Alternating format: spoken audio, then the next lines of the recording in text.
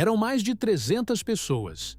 Famílias com crianças, trabalhadores, ribeirinhos que faziam aquela rota toda semana como quem pega um ônibus.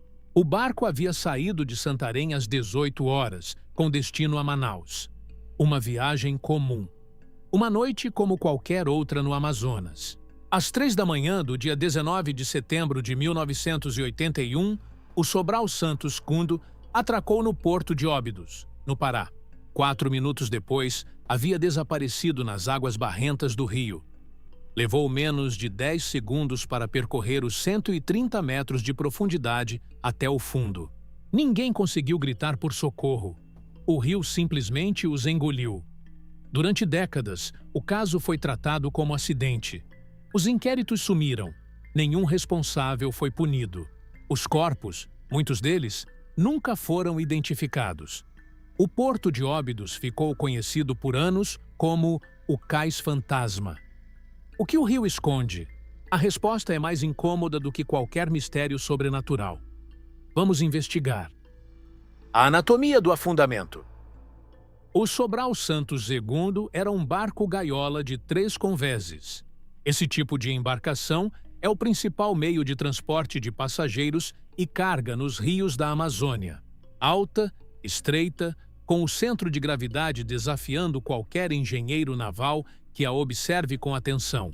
A embarcação pertencia à empresa 11 de Maio Navegação, conhecida como Onzenave, dos irmãos Calil e Taufik Miguel Mourão, sediada em Manaus. A licença oficial emitida pela Capitania dos Portos autorizava o transporte de até 500 passageiros e 200 toneladas de carga. Naquela noite, o barco havia saído de Santarém carregando aproximadamente 530 pessoas e uma quantidade de carga cujo peso exato jamais foi registrado com precisão. Embarcações do tipo gaiola amazônico possuem 3 pavimentos sobrepostos de madeira, o que eleva o centro de gravidade consideravelmente em relação à quilha. A estabilidade transversal, capacidade de resistir ao adernamento lateral, depende diretamente do posicionamento e distribuição da carga nos convéses inferiores.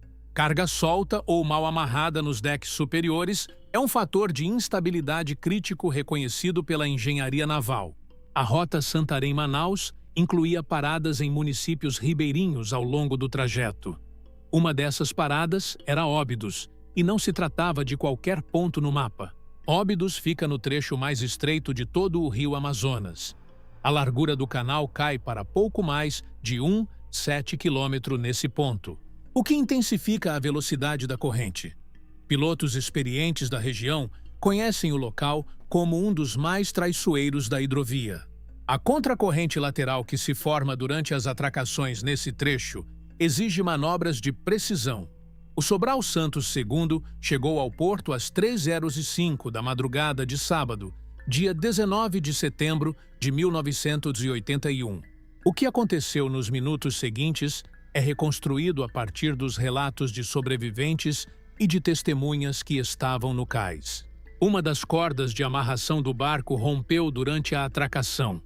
O movimento da embarcação, combinado com a correnteza do ponto mais estreito do rio, gerou uma instabilidade lateral. Passageiros acordados com o barulho correram em direção à amurada para ver o que havia acontecido. No interior do barco, a carga, que incluía, entre outros itens, grades de bebidas não amarradas, deslizou lateralmente na mesma direção. A física era implacável. 2 vetores de massa confluindo para o mesmo lado de uma embarcação já instável. Análise técnica. Mecanismo do adernamento. O fenômeno é tecnicamente denominado adernamento progressivo por deslocamento de carga. Quando a carga não está fixada e o barco sofre um impulso lateral, seja por correnteza, manobra ou ruptura de amarração, ela desliza. Em embarcações com alto centro de gravidade e carga distribuída em múltiplos convéses, o ponto de não retorno pode ser atingido em menos de 1 minuto. Testemunhos recolhidos na época são unânimes em um detalhe: a velocidade. O comerciante Maurício Amoy, que estava no porto de Óbidos naquela madrugada, descreveu o momento com precisão perturbadora. Segundo ele, o barco simplesmente sumiu. Quando ele sumiu, houve um silêncio. Aquelas pessoas morreram sem poder pedir socorro, sem poder gritar. A embarcação levou menos de 5 minutos para submergir completamente a partir do início do adernamento. Estima-se que atingiu o fundo do rio em menos de 10 segundos após perder a superfície. 130 metros de profundidade, águas barrentas com visibilidade próxima de zero, correnteza lateral intensa. Dentro do casco virado, passageiros que dormiam em redes. A forma mais comum de acomodação nessas embarcações foram arremessados contra as estruturas de madeira no momento do tombamento. Outros tentaram nadar para fora. Alguns chegaram à superfície. Muitos foram arrastados pela corrente antes que qualquer socorro pudesse alcançá-los. Apenas 178 pessoas foram resgatadas com vida. O número exato de mortos, até hoje, é desconhecido. Evidência documental: ausência de lista de passageiros. O Sobral Santos II não possuía lista formal de passageiros no momento do naufrágio. Essa ausência, que deveria representar uma infração grave às normas da Capitania dos Portos, era prática comum nas embarcações da região. A consequência direta foi que, até hoje, o número real de vítimas não pode ser determinado com exatidão. Estimativas variam entre 250 e mais de 340 mortos. Em Óbidos, onde a maioria dos corpos recuperados foi enterrada, as sepulturas eram valas coletivas, sem identificação nominal. Nos dias seguintes ao naufrágio, equipes de mergulhadores da Marinha Brasileira iniciaram as operações de busca. A profundidade, a correnteza e a turbidez da água tornavam o trabalho extremamente lento. Parentes das vítimas que chegavam a Óbidos acusavam as autoridades de falta de empenho nas buscas. A hipótese levantada por familiares era direta: quanto mais corpos fossem recuperados, maior seria a repercussão do acidente e maior seria a exposição da falha sistemática na fiscalização das embarcações da Amazônia. Após 12 dias submerso, o Sobral Santos II foi içado por um guindaste da Marinha. 3 meses depois, o casco foi recuperado. 2 anos depois, o mesmo barco voltava a navegar, rebatizado com o nome Cisne Branco. O inquérito aberto para apurar o naufrágio do Sobral Santos II foi conduzido por um oficial da Delegacia de Santarém. Esse detalhe, aparentemente burocrático, carrega um peso investigativo significativo.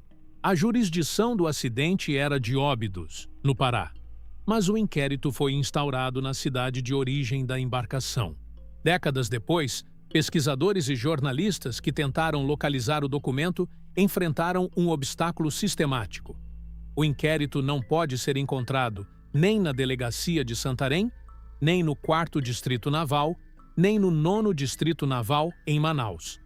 O documento simplesmente desapareceu do sistema. As acusações que circulavam entre os familiares das vítimas convergiam em 2 alvos precisos. O primeiro era Calil Mourão, proprietário da empresa Onzenave e do próprio Sobral Santos II, que estava a bordo na noite do naufrágio e sobreviveu. Mourão culpou publicamente os passageiros pela tragédia, argumentando que o pânico após a ruptura da corda foi desnecessário e que não havia excesso de carga a bordo. O segundo alvo era a Capitania dos Portos de Santarém, responsável pela vistoria da embarcação antes da partida.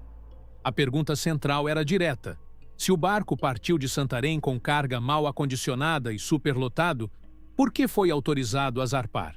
A análise técnica das condições da embarcação oferece uma resposta parcial. O Sobral Santos II tinha licença para 500 passageiros e 200 toneladas de carga. Partiu com aproximadamente 530 passageiros e uma quantidade de mercadorias que incluía cargas volumosas não fixadas em todos os convéses. A margem entre a capacidade licenciada e o que foi embarcado pode parecer pequena em termos absolutos. Mas, em engenharia naval, a questão crítica não é apenas o peso total, mas a distribuição vertical e lateral desse peso. Carga solta em convéses superiores, combinada com superlotação de passageiros nos decks abertos, altera fundamentalmente o comportamento dinâmico da embarcação. E os naufrágios se seguiram. Entre 2017 e 2020, levantamento realizado junto a 6 capitanias dos portos da Amazônia registrou ao menos 142 naufrágios, com 180 vítimas fatais. Em 2025, o naufrágio do Sobral Santos II completou 44 anos. Na data de aniversário, um relatório publicado por pesquisadores da região apontava as mesmas causas estruturais identificadas em 1981: erro humano, embarcações precárias, superlotação e fiscalização ausente. O rio mudou de nome em alguns trechos. As condições não. O barco que afundou em Óbidos naquela madrugada foi içado, recuperado e renomeado. O Cisne Branco navegou pelos rios da Amazônia por anos após a tragédia. Não existe registro público de que os responsáveis pela manutenção precária da embarcação, pelo acondicionamento irregular da carga ou pela vistoria negligente tenham sido formalmente responsabilizados ou condenados. O livro Sobral Santos e Novo Amapá, 40 anos de impunidade, publicado pelo jornalista Evandro Correia, documenta essa ausência com precisão. Nenhum culpado, nos 2 maiores naufrágios da história amazônica, foi punido pelo sistema judiciário brasileiro. Reflexão investigativa. O padrão da invisibilidade. Em acidentes de transporte de grande escala, a ausência de responsabilização não é neutra. Ela produz um efeito mensurável: a repetição. Quando o sistema jurídico não processa os responsáveis, o sistema econômico não tem incentivo para alterar as práticas que geraram o acidente. A tragédia do Sobral Santos II não foi um evento isolado. Foi parte de um padrão documentado de mortes previsíveis em rotas onde a vida humana competia, em desvantagem, com o custo operacional de carga extra e assentos adicionais. O que o rio esconde, no caso do Sobral Santos II, não é um mistério técnico. A física do adernamento é conhecida. A instabilidade das gaiolas amazônicas é documentada. As condições do porto de Óbidos são registradas em cartografia náutica. O que permanece submerso, junto com os corpos que nunca foram recuperados e os nomes que nunca foram inscritos em sepulturas, é a responsabilidade. É o inquérito desaparecido. É o processo que nunca foi concluído. 300 e tantos mortos, um número que nem o Estado brasileiro foi capaz de determinar com precisão em uma das maiores tragédias de transporte da história do país. Quando um acidente mata centenas de pessoas e ninguém é responsabilizado, ele deixa de ser um acidente. Passa a ser uma política.